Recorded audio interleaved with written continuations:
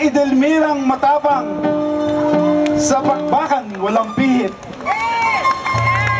Sandata niya sa labanan ay hinasang 7 ulit. Humarap na ang harap, huwag lang kikilitiin sa puwet. Unang tindig, isang pagbati sa lahat ng naririto upang kami pakinggan. Ang panig ko'y ipagtanggol, bibingka kong malinamnam, sapagkat ito'y bakit kong may labis na katangian.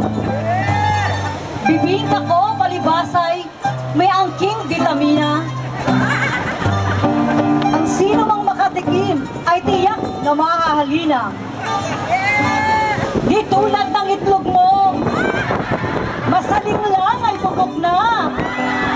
Matinggal lang ng matagal, ay masama na ang lasa. At sa panig nitong itlog, ang siya namang tutugon. Si Kaoring Makata, maginot, walang urong. Harangan man ang sibat, tuloy pa rin ang pagsulong. Ken Leon, Ken Tigre, ang sa kanya ay humamon.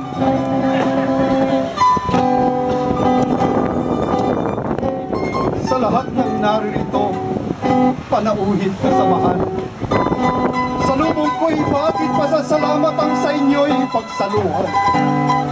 Pagkat ako'y may malukan at itlog ang kabuhayan, ang sa itlog ko ang manira ay pilit kong kahadlangan.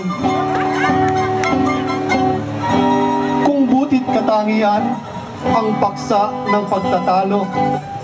Ang itlog ko kung sasabong nakaungos at liyamado. Kanya lamang sumasarap iyang bibingkang sinabi mo, pagkat di ay isinangkap, itlog kong binati mo. Ang itlog mo para sa akin ay huwag mong pamarali.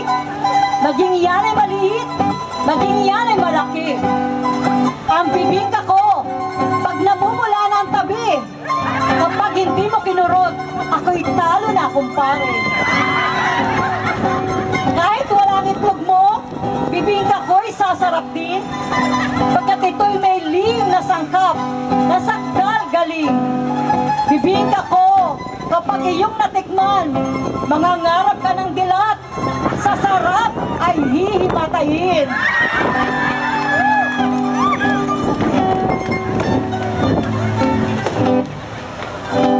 Bibingka mo, kaya lamang iya'y matatawag na tunay. Pagkat iya'y inihalo mo ang itlog kong dinalisay. Alisin mo ang itlog ko na sa bibingka'y inilagay. Hindi sasarap iyong amoy, hindi gaganda iyaring kulay. Ang sabi ng katalo ko, ako itong nangangarap. Bibingka niya pag natikman, malilimot ko ang lahat. Paano nga ang sangkap niyan ay itlog ko na ang balat.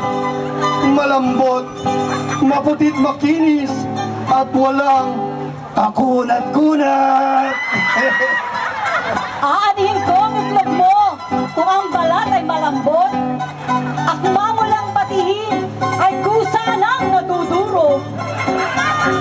Bibingka ko, pag ganitong uri ang ilalahok, tapatan kung sasabihin, bibingka ko ay di tatambok. Subukan mong isang gabi, ako'y iyong pasyalan. Bibingka kong walang bayad, sa'yo'y patitikman. Malilimot mo ang lahat, titiyakin kong sa pagtulog ay langit, at di bangungot, kaibigan. Kanya pala, baliwala ang delisyosong itlog ko sa katalo. Pagkat malambot daw ang balat nitong yaring itlog ko.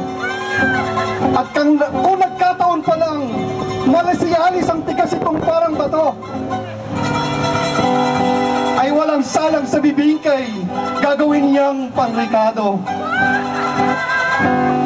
Kinakailangan pa ba namang bibingka mo ay matikman upang ako ay maniwala na iyan ay malinamnam.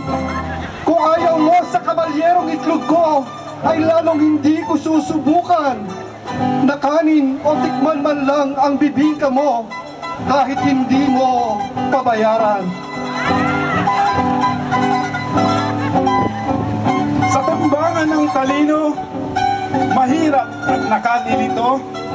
Sa dalawa kung sino ang magaling sa diskurso, ang matambok na bibingka, kay Delmira ay pambato, at kung bakting ipagmalaki, itong makinis at kung minsa'y makunat na itlog ni Ka Jorge.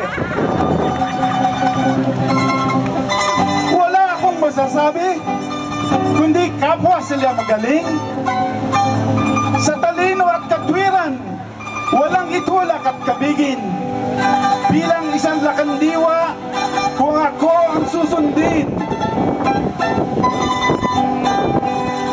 ang dalawang magkatalo ay dapat lang pagtablahin.